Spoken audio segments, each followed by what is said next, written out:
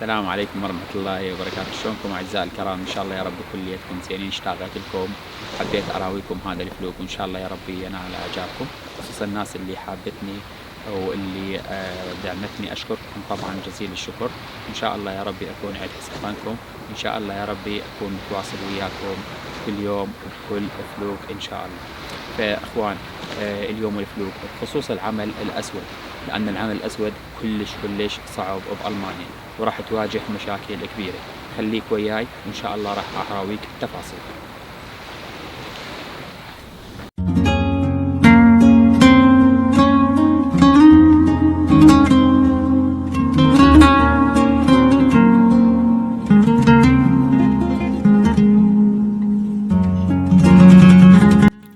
بخصوص العمل أخوان، العمل يعني أنت لازم من تدخل على الأراضي الألمانية راح أسولف لك نقط جدا مهمة، بس انتبه علي وركز وصدقني ما تخسر. بخصوص العمل الأسود يا أخوان، العمل الأسود طبعا يدمر لك مستقبلك بألمانيا، لأن العمل الأسود أنه أنت راح تشتغل وتخالف القانون، وهنا المخالفة بالألماني جدا يعني مؤذية وسيئة بنفس اللحظة. يعني نوعا ما أنت راح تتحطم بحياتك، ما تأخذ إقامة دائمة بحياتك، ما تقدر تأخذ جنسية، وبنفس اللحظة يعني راح حياتك تتوقف، سواء سلبي سواء إيجابي، كل شيء مسجل بملفك. وهذا الملف يعني دائما يكون بالبنف اللي هو دائرة الأجانب. فيا أخوان، اللي حاب يجي على الأراضي الألمانية وحاب يقدم لجوء، يعني هاي نصيحة أخوية، دائما تباعد من المشاكل، اتعلم لغة، اشتغل نظامي، دائما خلي انه انت بملفك يكون انه الدولة مستفادة منك، انه دافع ضرائب، متأقلم، مندمج، متعلم لغة، عندك مستويات لغة ممتازة، عندك شهايد. بنفس اللحظة اكو منظمات عمل تطوعي تقدر تشتغل بيها، هاي كلش مفيدة. يعني بدل ما على 7 سنين على 8 سنين تقدم على الجنسية، تقدر تقدم على 6 سنين، يعني تنزل لك من سنة إلى سنتين. وخلي دائما يكون عندك إيجابيات بدل ما يكون عندك سلبيات.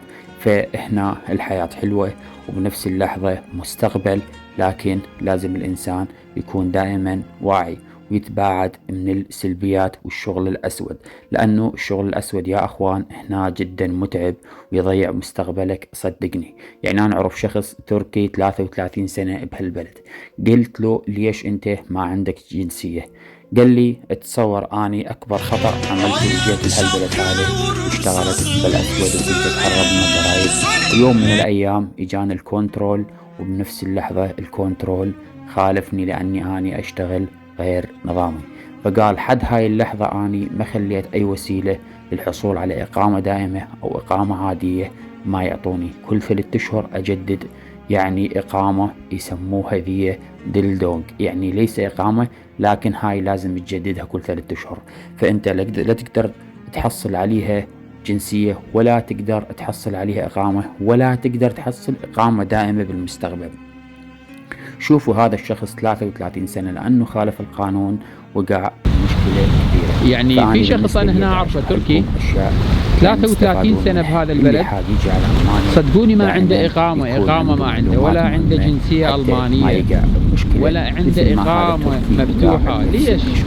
بسبب هذا العمل الأسود. دائما اتباعدوا من المشاكل، ودائما خليكم تشتغلوا النظامي، فكل شيء هنا مسجل بملفك. فدائما بدل ما يكون عندك سلبيات خلي يكون عندك إيجابيات، حتى ينظرون عليك انه انت منتمي لهذا البلد، وبنفس اللحظة انه انت مندمج. فمع مرور الوقت يشوفون ملفك انه انت خالي من المشاكل، يشوفونك متعلم، يشوفونك انه انت تدفع ضرائب، فبالعكس هم راح يقربوا لك الجنسية، وهم راح يعطوك الدائمة ايضا، لان هم يحتاجون ناس يكونون صادقين وما يعطون الاوراق شخص يكون سيء، سواء اقامة سواء جنسية. هذه الأشياء جدا صعبة بألمانيا، لكن أنت لما تكون ملفك خالي من المشاكل وتباعد من المشاكل، صدقني هاي الأمور كلها يعني راح تفيدك نوعا ما. والحلو هنا بألمانيا ما يضيع لك حق، لكون هذا البلد دائما يعني عنده نظرة للإنسان التعبان على نفسه وللإنسان اللي عنده إيجابيات، ويكون صادق بهذا البلد. وهنا نقطة مهمة جدا، إنه المواعيد دائما يعني حاول ما تتهرب منها، لأن هنا بلد قانون، يحبون الموعد عندهم شيء مقدس. ودائما خليك وياهم صادق، لا تكذب، خليك دائما ذكي، خليك دائما مجتهد، خلي دائما يكون عندك أساسيات، خلي دائما يكون عندك اجتهاد، فهذا يفيدك نوعا ما. فأني بالنسبة لي دا أشرح لكم شيء مبسط حتى تستفادون منه، لأنه إحنا إجينا جديد وفي ناس هواية وقعوا بمشاكل لكون إحنا كنا يعني جدد بهذا البلد. بالنسبة إلي الحمد لله أني ما وقعت بأي مشكلة، لكوني دائما كنت أتعلم وكنت أشتغل وكنت أندمج ويا ألمان، وكانوا يوعوني على الأشياء اللي أني بالنسبة لي يعني أتباعد عنها، اللي هو الشغل الأسود.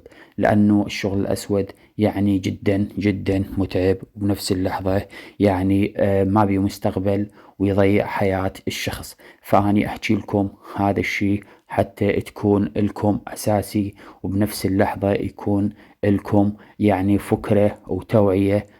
إذا حابين تجون لألمانيا وتكون عندكم فكرة عن القانون الألماني وشنو العمل الأسود وشنو سلبياته وشنو إيجابياته. فإيجابيات بالعمل الأسود ما أكو يا أخوان، إنما أكو سلبيات مضرة لمستقبلك. فحاول دائما تتباعد من هذه الأشياء. فإن شاء الله يا ربي استفدتوا من هاي المعلومة، وأي شخص حاب يخلي لي بالتعليقات، وإن شاء الله يا ربي أكون عند حسن ظنكم. في أمان الله. اشتركوا بالقناة وخلوا لايك، وأنا محتاج دعمكم يا أخوان. فضل الله فضلكم، وصلت 1000 مشترك، فأريد إن شاء الله أحصل 100,000 بجهودكم الخيرة. أي شخص حاب يخلي لي بالتعليقات وإن شاء الله أجاوبكم. وأي فيديو حابين أنزله أيضا ما عندي أي مشكلة، إن شاء الله راح أكون أتحسن.